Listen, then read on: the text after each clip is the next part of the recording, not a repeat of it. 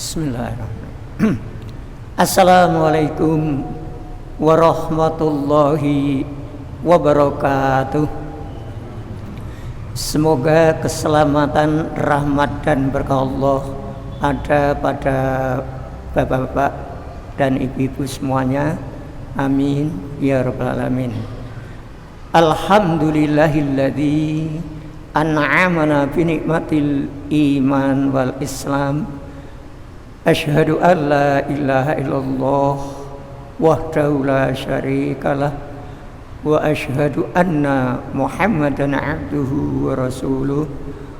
Allahumma sholli ala Muhammad wa ala alihi wa sahbihi wa man tabi'ahum bi ihsanin ila yaumiddin. Qala Allah ta'ala fil Qur'anil Karim, a'udzu billahi minasyaitonir rajim. Uzkuruni azkurkum washkuruli wala takfurun. Shadaqallahul azim.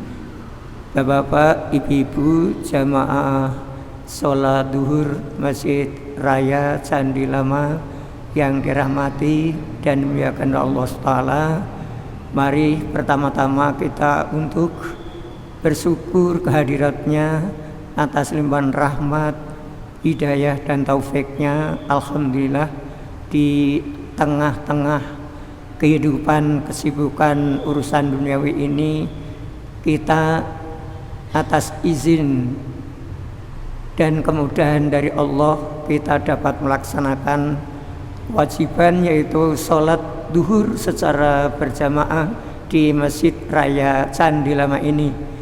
Saya doakan mudah-mudahan seluruh jamaah, terlebih lagi yang masih sempat untuk duduk mendengar tausiah pada saat ini, dirahmati oleh Allah Subhanahu wa Ta'ala. Amin ya rabbal alamin. Dalam kesempatan kultum siang hari ini, materi masih ada kaitannya dengan materi yang saya berikan beberapa waktu yang lalu. Namun ini suatu amalan yang amat mulia dan dahsyat, karena dengan amalan ini bisa menolak takdir. Jadi judulnya di sini adalah tentang doa dan amal saleh. Ibnul Jauzi mengatakan, kalau kita ingin selamat, yaitu kita harus bertakwa kepada Allah tanpa ada kompromi. Ya, takwa ini sesuai dengan kemampuan kita masing-masing. Dalam surat At-Taghabun dikatakan, Allah berfirman, fattaqullaha mastata'tum. Bertakwalah kepada Allah sesuai dengan kemampuan kamu. Jadi takwa kita kepada Allah satu sama lain tidak sama, sesuai dengan kemampuan iman yang ada pada diri kita masing-masing. Kenapa saya mengangkat tentang doa dan amal soleh?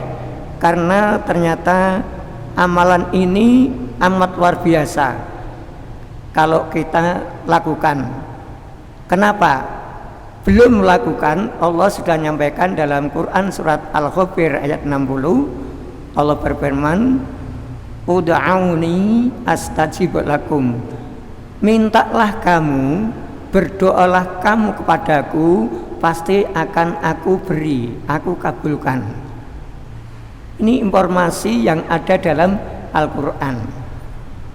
Maka monggo, doa ini jangan sampai kita lalaikan, terutama habis sholat 5 waktu. Karena doa bisa kita lakukan kapan saja, tapi doa yang akan lebih mengena ketika kita selesai sholat 5 waktu, ataupun mungkin dikala kita sholat malam. Itu doa. Jadi Rasulullah SAW bersabda, la yaruddul qada'a illa du'a wa la yazidu fil umuri illal birru. Tidak ada yang bisa menolak takdir selain doa, dan tidak ada yang bisa menambah umur selain amal kebaikan. Hadis ini hadis Hasan Sahih, diriwayatkan oleh At-Tirmidzi nomor hadis 2139, kemudian At-Tabrani nomor hadis 6128, Al-Bazzar nomor 2540. Ini jadi pentingnya doa. Pengertian doa bisa merubah takdir, tentunya takdir yang buruk. Satu contoh, misalkan kita ini ditakdirkan oleh Allah di saat pandemi saat ini kena, karena kita berdoa Allah merubahnya. Nah, maka kita banyak berdoa kepada Allah. Kemudian juga Rasulullah SAW bersabda, uda'u tujab wasal tu'ta, berdoalah niscaya doamu dikabulkan, mintalah niscaya permintaanmu akan diberikan. Hadis sahih, hadis At-Tirmidzi nomor hadis 3476, kemudian An-Nasa'i nomor hadis 1208. Ini doa, Pak. Makanya habis sholat jangan cepat-cepat kundur. Pekerjaan tidak ada habisnya, Pak. Kalau kita cinta Allah, doa dulu, Pak. Kita mohon kepada Allah. Kita ini dhaif, Pak. Manusia itu makhluk yang lemah, selalu mohon kepada Allah keselamatan, kebaikan, tentang rezeki dan lain sebagainya. Jadi ini. Kemudian yang tidak kalah pentingnya, ketika kita berdoa, Bapak-bapak, makanya ini diutamakan sampai sholat, itu kita awali dengan bacaan sholawat Nabi dan kita tutup dengan sholawat Nabi. Gampang, Bapak. Tidak yang harus bulat-bulat. Allahumma sholli ala Muhammad wa ala ali Muhammad kama sholaita ala Ibrahim wa ala ali Ibrahim innaka hamidum majid, gitu. Wa barik ala Muhammad wa ala ali Muhammad kama barakta ala Ibrahim wa ala ali Ibrahim innaka hamidum majid. Baru kita mulai doa, Pak. Doa yang jelas, yang tidak salah itu dari Al-Quran, Pak. Mohon kebaikan dunia akhirat, ini dengan sudah apa semuanya. Yang sering disebut doa sapu jagat. Tapi nggih sewu, begitu salam langsung Robbana atina fid dunya hasanah, kesusu banget, gitu. Kan ada wirid dulu, ada witir. Jadi mohon kepada Allah itu ya ada tata keramanya, ya ada etikanya. Itu. Kemudian juga Ali bin Abi Thalib radhiyallahu anhu berkata, setiap doa tertutup dari langit sampai dia bersolawat kepada Nabi Muhammad sallallahu alaihi wasallam. Diawali Allahumma shalli ala Muhammad dan sallallahu ala Muhammad wa ala alihi washabihi ajmain walhamdulillahi rabbil alamin. Niku nggih. Nah, sekarang mana doa dan amal soleh yang dasar itu yang seperti apa? Ini dalam hadis, Pak. Hadis itu panjang banget, nggih. Hadis riwayat Bukhari dan riwayat Muslim. Ini mengisahkan tentang 3 orang yang sedang bepergian. Hadisnya panjang, Pak. Ini saya ambil ringkasnya saja. Nggih. Jadi ada 3 orang yang sedang bepergian. Kemudian 3 orang tersebut itu terpaksa harus menginap di sebuah gua, bermalam di situ. Di dalam hadis tidak ada keterangan bahwa karena hujan, tidak ada, gitu. Tapi 3 orang itu berjalan, kemudian terpaksa bermalam di sebuah gua. Kemudian dari atas gunung, dari pucuk gunung, batu yang besar itu turun, nutup gua, Pak. Kira-kira awake dhewe ana njero guanya itu tertutup oleh batu yang besar, bayangin kita mati aku. Nggih mboten, Pak? Karena kita tidak mungkin bisa untuk mendorong batu yang besar menutup gua. Kalau kita dari dalam paling. Nah, ternyata 3 orang tersebut punya amalan yang soleh. amal yang baik. Maka 3 orang tersebut kemudian saling musyawarah, ayo kita berdoa. Bergantian Pak doa ini mboten bareng-bareng. Doa yang pertama dari siapa? Doa dari anak yang berbakti, anak yang soleh berbakti dengan orang tuanya Pak. Anak itu tidak pernah makan sebelum orang tuanya makan lebih dahulu. Itu ringkasnya hadis seperti itu. Kemudian yang kedua Pak, seorang majikan punya pekerja. Napa Pak istilah pekerjaan itu Pak? Napa? Nggih. Dia kerja, gajinya belum sempat diminta, kemudian pergi. Kira-kira Pak, kalau majikan sekarang padahal gajinya wis aki Pak nglumpuk, dekne lunga, duitnya dijaluk, seneng mboten Pak majikane? Wah, seneng. Beneran minggat atau minggat. Padahal dia tidak minggat Pak, hanya meninggalkan gajinya belum diminta. Nah, non sewu Pak, gaji yang belum diminta tadi dikembangkan oleh sang majikan sampai menjadi banyak Pak. Kemudian tadi sang non sewu si pekerja tadi datang ketemu lagi dengan majikan, kaget. Kamu? Iya Pak. Oh, ini uang kamu yang dulu belum kamu minta sekarang sudah menjadi anak pianak, banyak Pak, berkembang, diberikan semua Pak, tanpa dikurangi. Bayangkan Pak, yang tadinya mungkin 5 juta dikembangkan sampai menjadi 50 juta, diberikan semua Pak.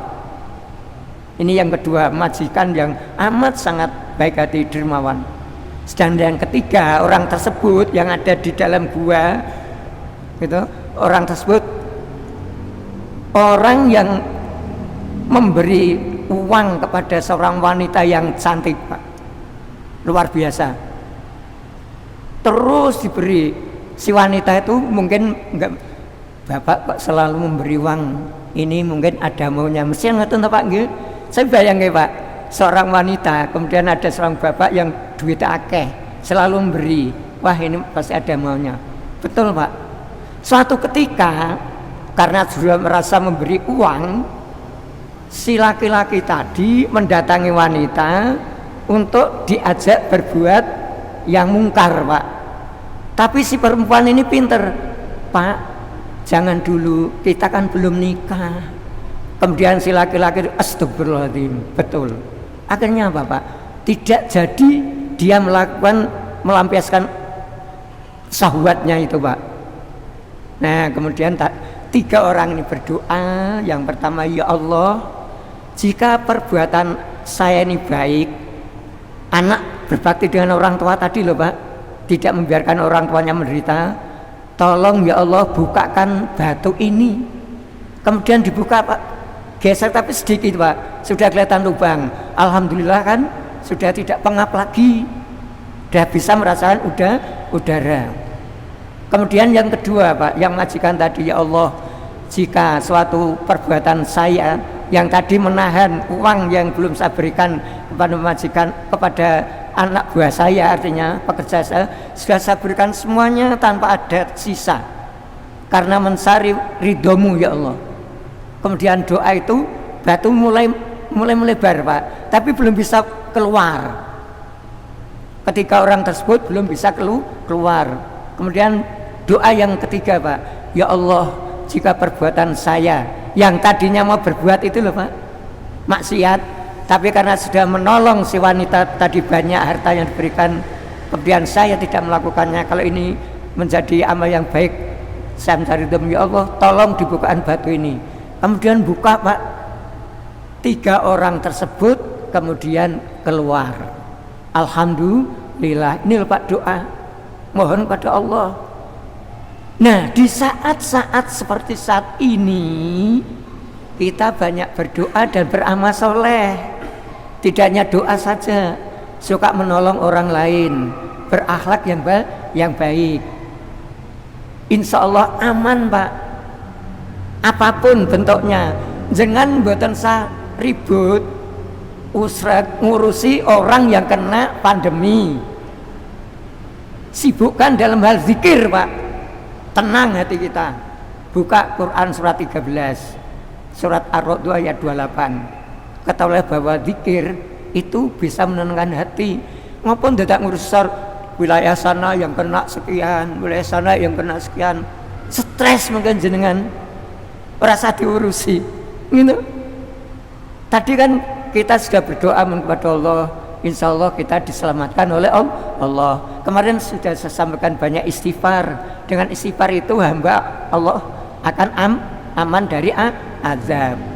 Jadi ini yang dapat saya sampaikan, doa itu ternyata suatu amalan yang amat sangat mulia, bisa merubah nasib kita.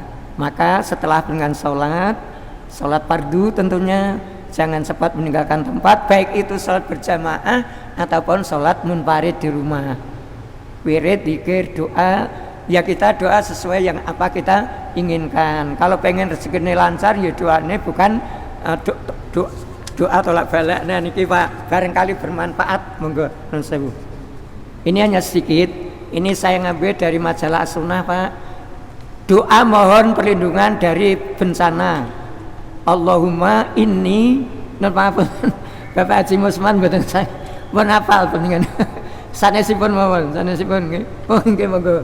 Nun sewu Pak, mungkin dipun koreksi Mbak kula nyerate rene mulai nggih.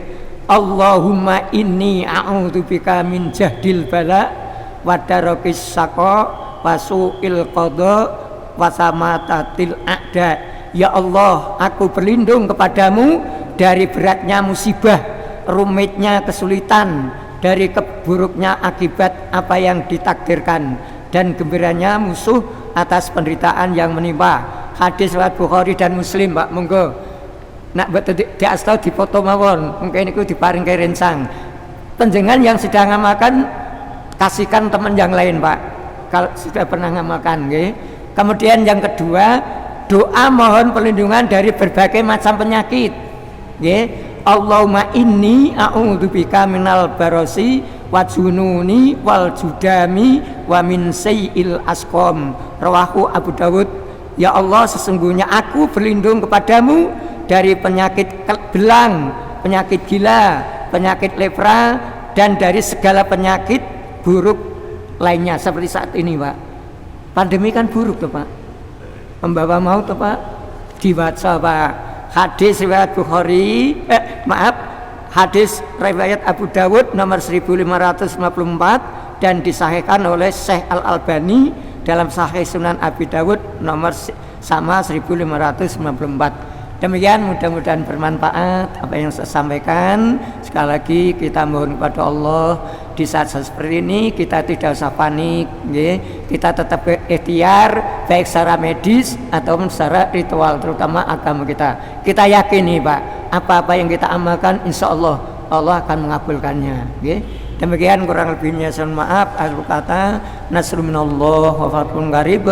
Assalamualaikum warahmatullahi wabarakatuh.